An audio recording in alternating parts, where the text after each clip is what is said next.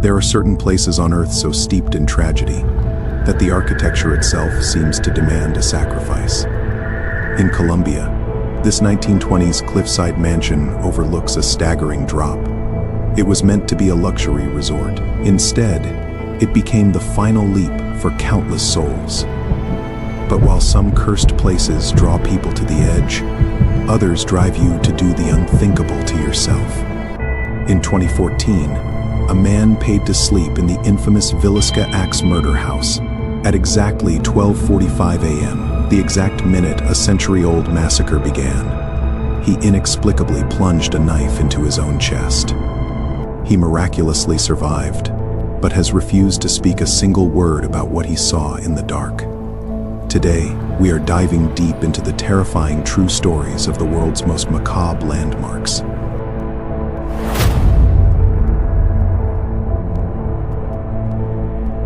Every year, thousands of people eagerly hand over their credit cards for the explicit purpose of being terrified. This is the global industry of dark tourism, the practice of visiting physical locations associated with real violence or tragedy to experience a curated thrill. In Villisca, Iowa, tourists pay $428 a night to sleep inside a modest wooden home. It remains an unsolved crime scene where an unknown killer crushed the skulls of 2 adults and 6 children in the summer of 1912, thousands of miles south. In Colombia, the Hotel Del Salto offers a different kind of vertigo, perched precariously above the roaring Tequendama Falls. This towering structure has been converted into a museum, one known less for its architecture than for the guests who have died at the base of the gorge below. There is an unspoken contract in dark tourism. Visitors walk through these doors carrying a deep-seated assumption of safety. They believe they are stepping into a controlled, sanitized environment, confident that the horror is a static artifact of the past. When a physical space is defined by historical bloodshed and ancient legend, the boundary between a history lesson and an active threat becomes dangerously thin. The origins of the Hotel Del Salto trace back to 1923. Designed by architect Carlos Arturo Tapias, the mansion was built as a symbol of wealth and modern elegance, overlooking the natural wonder of the Tequendama Falls. The views were spectacular, yet the location possessed a dark allure. Almost immediately, the hotel became synonymous with tragedy, as guests repeatedly chose the cliffs overlooking the falls as the site for their final fatal leaps. This pattern of despair shares a geography with the ancient history of the region.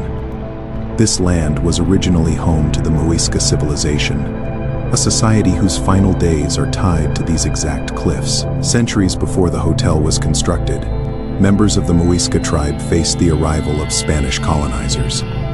According to local legend, many chose to leap from the cliffs to escape capture, turning the falls into a site of mass casualty long before the first stone of the hotel was laid. This shared topography of tragedy transformed a 1920s architectural marvel into the Hotel of the Leap. Though the motivations changed over the centuries, the act remained the same as modern guests continued a cycle of death that began with the fall of the Muisca. A similar saturation of violence can be found stateside. In the early 20th century, the small farming town of Villisca, Iowa, was a picture of quiet rural isolation that changed in 1912. An unknown intruder entered a local home and used an axe to kill 8 people as they slept. The victims included 6 children, and the sheer brutality of the unsolved crime left a permanent stain on the community's history. In 1994, the property was purchased and restored. The owners deliberately chose to lock the house in its 1912 condition, removing modern updates to serve the growing market for paranormal tourism. For decades, paying trusts have reported a range of phenomena within the walls, from the sounds of children's screams to sightings of a man carrying an axe. The house has become a commercial epicenter for those seeking a direct connection to the 1912 tragedy. By physically maintaining the house as a static crime scene, the site operates as a psychological pressure cooker. It forces every visitor to inhabit the exact aesthetic environment of a massacre, blurring the line between historic preservation and the commercialization of trauma. In November of 2014, the commercialized horror of the house intersected with a modern medical emergency.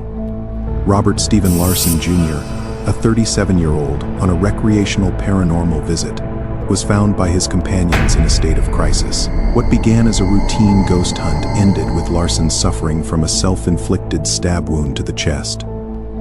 He was rushed to a local hospital before being airlifted to a major medical center in Omaha for emergency surgery. According to the sheriff's office, the injury occurred at approximately 12:45 a.m. This is the same window investigators believe the 1912 murders began.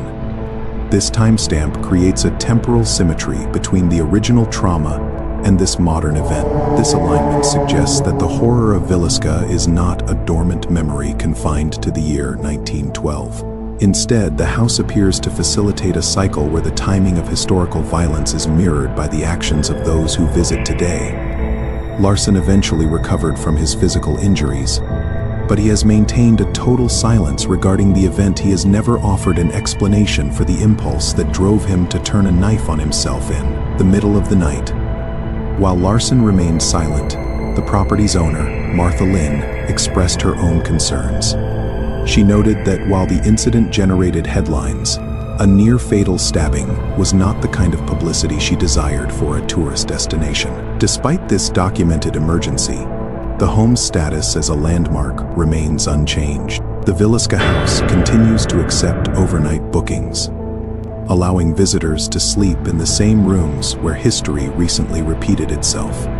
Society's attempt to sanitize these locations into weekend tourist traps assumes that violence can be walled off and observed from a safe distance. We treat these landmarks as museums, believing the architecture can be separated from the despair that created it. But whether driven by intense psychological suggestion or forces we don't yet understand, these landmarks hold on to their past. The architecture of despair remembers.